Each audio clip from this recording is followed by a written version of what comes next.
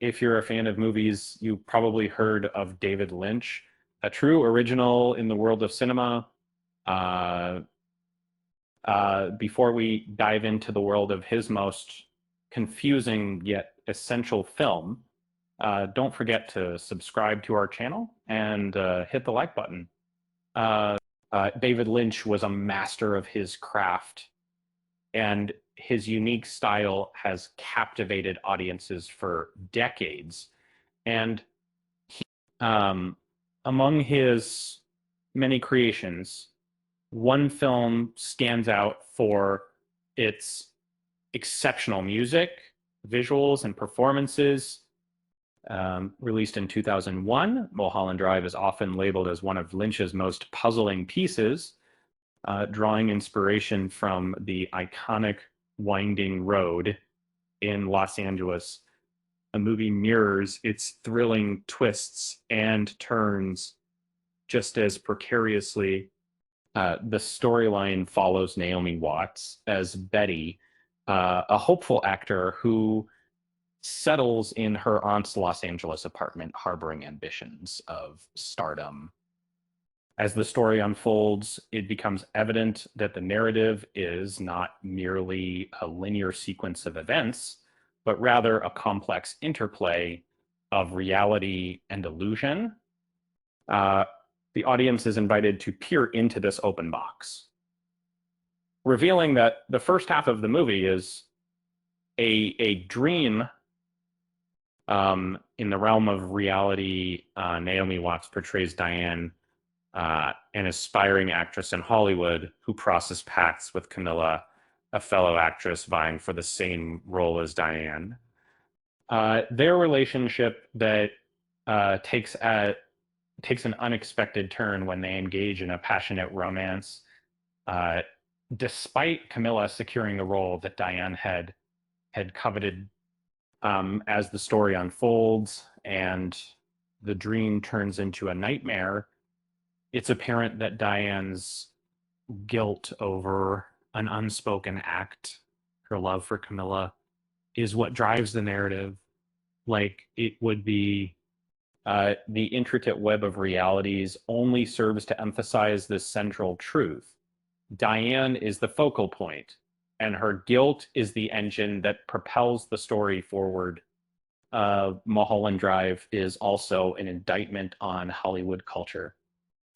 David Lynch skillfully exposes the unsavory aspects of the movie industry through um, the narrative of his film. The character of Betty, Diane, initially appears vibrant and optimistic about her Hollywood career, but her actual life in Hollywood is far from idyllic. The film portrays the relentless struggle artists face when trying to maintain creative control. And the story follows Adam, a director who is relentlessly pressured by ruthless studio executives to cast an actor they have in mind, someone he's never met before. In the dream sequence of the movie, Camilla is the chosen actor, portrayed by Melissa George, although it's Laura Herring who plays Rita. Camilla, uh, um, Diane, the protagonist, grapples with the moral dilemma of orchestrating a hit on Camilla while also harboring feelings of resentment. The dream serves as both an idyllic portrayal of Diane and her relationship with Camilla, suggesting that it stems from Diane's subconscious as she grapples with her grief, remorse, and it took Grief Jet with the visual. In this dream sequence, Betty and Rita share a tender moment in stark contrast to their actual love scene later in the movie. David Lynch has typically encouraged viewers to form their own interpretations of the material. In an interview, he expressed that once something is completed, There's often an expectation for discussion about it that, however, he feels it's almost a transgression to attempt explaining it in words. Um,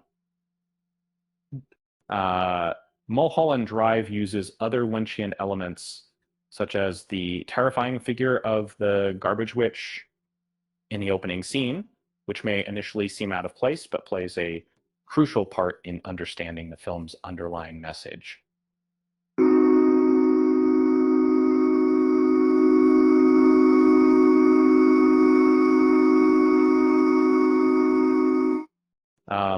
The movie offers multiple layers, with this scene being particularly uh, compelling, along with others.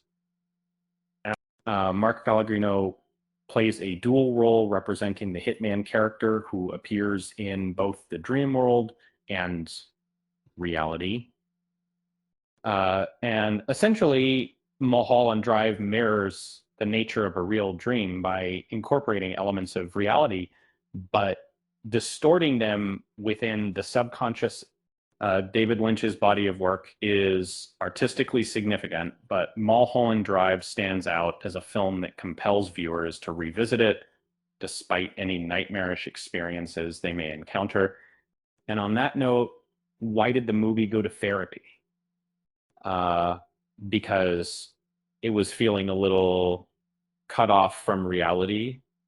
And with that said, thanks for watching. And until next time, bye. Bye bye.